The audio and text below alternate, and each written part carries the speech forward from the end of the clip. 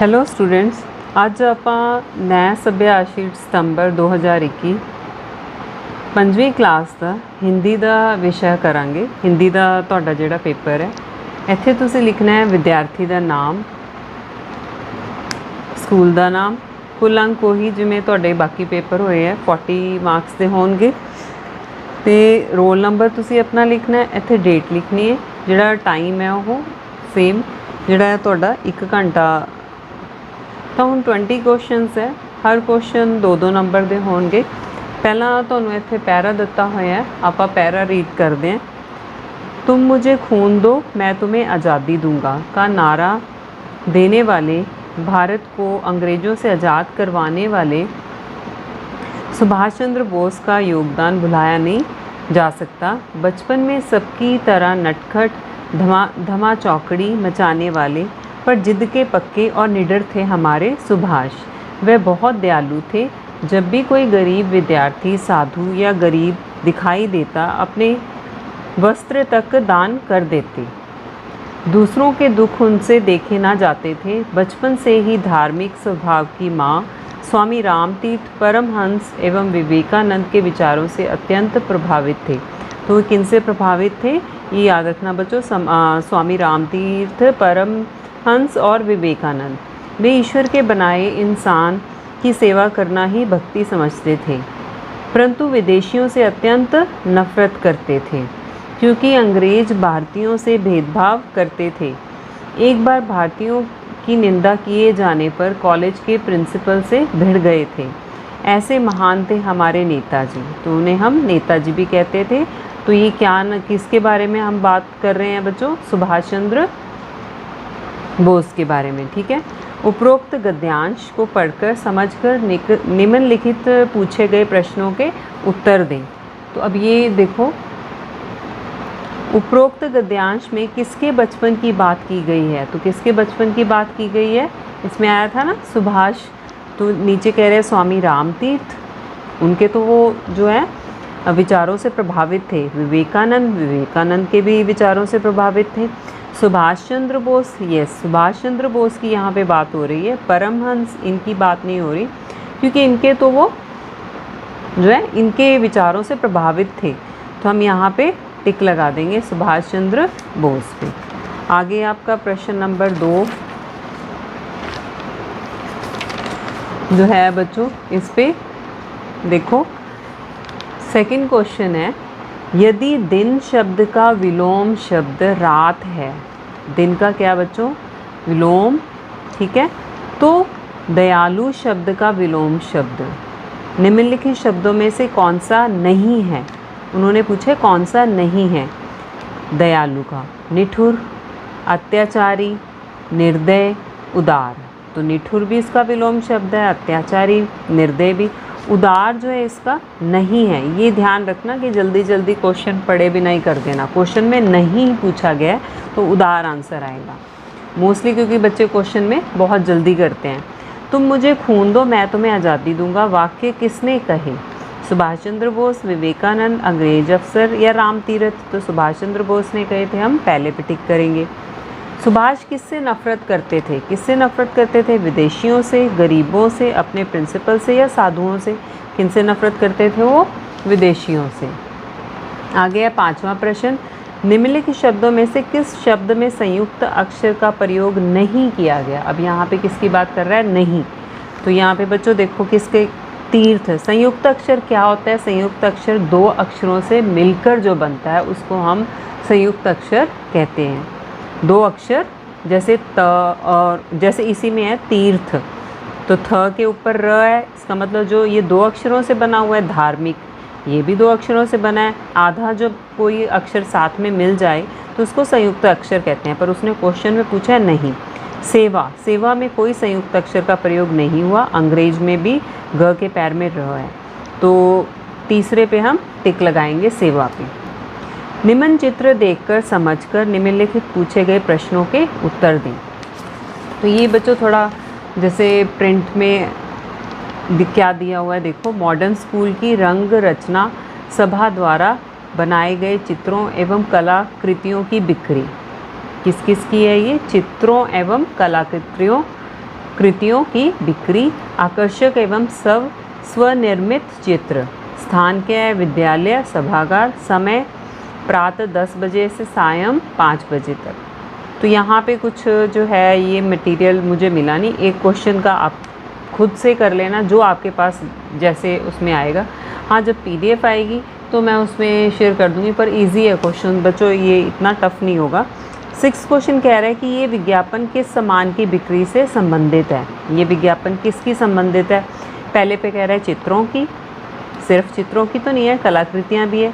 चित्रों एवं कलाकृतियों की, सेकंड क्वेश्चन, सेकंड ऑप्शन ठीक है। थर्ड पे रंगों की, फोर्थ पे कलाकृतियों की। तो हम दूसरे पे टिक करेंगे, चित्रों एवं कलाकृतियों की दोनों की है। आगे 7th क्वेश्चन में है, दिए गए चित्रों की बिक्री का मूल्य कितने रुपए तक है। तो ये जो लिखा हुआ है बिक्री का मूल्य, ये आप जो भी आपको पेपर मिलेगा कल आप अपने आप कर देना, क्योंकि यहाँ पे प्रिंट में ये हुआ नहीं है, यहाँ पे आपको दिया होगा, सेम वहाँ से देख के ही आपने टिक करना है। तो 7th क्वेश्चन बच्चों इसके आधार पे ही आप करोगे, ये मैं छोड़ रही हूँ 7th क्वेश्चन। 8th क्वेश्चन है, दूरभाष से क्या अभिप्राय है। दूरभाष का क्या मतलब होता है? फ़ोन नंबर, पहली ऑप्शन दे रहा है। सेकंड पे वो कह रहा है घर का पता, मूल्य या दाखिला नंबर। तो हमें पता है दूरभाष क्या होता है बच्चों, फ़ोन नंबर, ठीक है। तो हम पहले पे टिक कर देंगे। आगे जो है 9th क्वेश्चन है, इन चित्रों की बिक्री का स्थान कौन सा होगा। तो विद्यालय लिखा हुआ था, दोबारा दिखा देती हूँ क्या लिखा हुआ है स्थान। ये देखो स्थान विद्यालय सभागार। तो हम वहाँ पे देखते हैं ऑप्शंस में हमें क्या क्या दिया हुआ है, बगीचा, घर, अस्पताल और विद्यालय। तो हम 4th विद्यालय पे टिक करेंगे। आगे 10th क्वेश्चन है, दी गई कलाकृतियों को आप प्रातःकाल कितने बजे से खरीद सकते हैं। प्रातःकाल पूछा है, 10 बजे था ना वहाँ पे, 8 बजे से, 10 बजे से, 5 बजे से, 9 बजे से। दूसरी ऑप्शन पे हम टिक लगाएंगे। आगे बच्चों ये फिर पैरा दिया हुआ है, एक दिन स्कूल में छुट्टी होने की घोषणा पर राहुल अपने पिताजी की दुकान पर चला गया। वहाँ जाकर वह बड़े ध्यान से अपने पापा को काम करते हुए देखने लगा। उसने देखा कि उसके पिताजी कैंची से कपड़े को काटते और उसे अपने पास टांग से दबाकर रख देते, फिर सुई से कपड़े को सीते और सीने के बाद उसे अपनी टोपी में लगा लेते। जब उसने इस क्रिया को 4-5 बार देखा तो उससे रहा नहीं गया। उसने अपने पिताजी से पूछा, पापा मैं बड़ी देर से आपको देख रहा हूँ, आप जब भी कपड़ा काटते हो उसके बाद कैंची को पैर के नीचे दबा देते हो और सुई से कपड़ा सीने के बाद उसे टोपी में लगा लेते हो, ऐसा क्यों। इसका जो उत्तर पापा ने दिया उन 2 पंक्तियों ने मानो उसे ज़िंदगी का सार समझा दिया। उत्तर था, बेटा कैंची काटने का काम करती है और सुई जोड़ने का काम करती है। काटने वाले की जगह हमेशा नीची होती है, परंतु जोड़ने वाले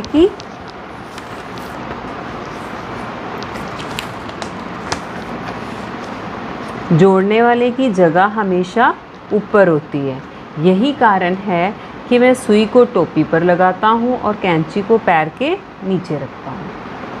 तो इसे उपरोक्त कहानी को पढ़कर समझकर निम्नलिखित पूछे गए प्रश्नों के उत्तर दें। राहुल के पिताजी, अब वो सिलाई का काम कर रहे थे, तो क्या थे वो, धोबी, दर्जी, कुम्हार या लोहार। क्या थे, दर्जी। तो यहाँ पे आपने दर्जी 2 नंबर वाला आ जाएगा। 12वां प्रश्न है, राहुल बड़े ध्यान से किसे देख रहा था। पिताजी को, कपड़े को, सुई को, कैंची को। पिताजी को ही देख रहा था, वो सारे काम कर रहे थे तो पिताजी को देखते हुए सारे सब कुछ दिख रहा था उसको। वह सुई से कपड़े को सीते और डैश में लगा लेते। तो सुई को कहाँ पे लगा रहे थे, सुई जोड़ने का काम करती है। सिर, कपड़े, पैर की टोपी में लगा रहे थे ना, वो 4 नंबर पे आ जाएगा। पिताजी ने राहुल को क्या समझाया, कपड़े सिलना, कैंची चलाना।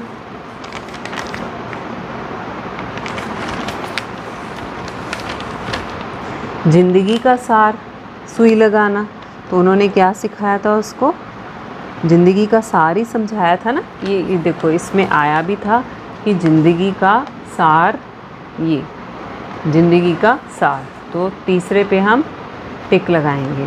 15वां प्रश्न है, जोड़ने वाले का स्थान हमेशा क्या होता है। जोड़ने वाले का स्थान हमेशा ऊपर होता है, नीचे, मध्य में, पीछे नहीं। निम्नलिखित शब्दों में से पंजाबी का के हृदय शब्द का हिंदी रूपांतरण क्या होगा? हृदय, ह के पैर में र, द, य, ये आ जाएगा। इसमें सारी ऑप्शंस देखनी है, तो इसमें बच्चों हम तीसरी ऑप्शन जो है हृदय, इस पे टिक करेंगे। ये वाली इनमें से हिंदी रूपांतरण सही आएगा आपका उत्तर। 17वां प्रश्न है, निम्नलिखित शब्दों में से किस शब्द में संयुक्त अक्षर का प्रयोग नहीं किया गया? संयुक्त अक्षर के 2 प्रश्न आ गए, पहले भी आया था, ये अच्छे से समझ लेना बच्चों। संयुक्त अक्षर जो है, जो 2 अक्षरों से मिलकर बनता है उसको संयुक्त अक्षर कहते हैं। जैसे इसमें देखो आधा ज पूरा ज, तो ये संयुक्त अक्षर है। इसमें भी आधा ज्ञ, योग्य, तो इसमें भी संयुक्त अक्षर है। मित्र, त्र जो है संयुक्त अक्षर है। सजा, सजा नहीं है, चौथे जो है उस पर हम सजा पे टिक लगाएंगे। पीठ थपथपाना शब्द से आप क्या समझते हैं? क्या समझते हैं? पिटाई करना, हौसला अफजाई करना, मारना या नींद से जगाना? तो इसका मतलब होता है बच्चों हौसला अफजाई करना। अगर सच्चा से सच्चाई है तो साहस से क्या होगा? सहाई, साहसी, साहसी में स को बड़ी की मात्रा आएगी, चौथी ऑप्शन सही होगी। निम्नलिखित शब्दों में से शुद्ध शब्द चुने। ईमानदार, ये भी ईमानदार, तीसरी ऑप्शन जो है आपकी ठीक है। ओके बच्चों, thank you, all the best.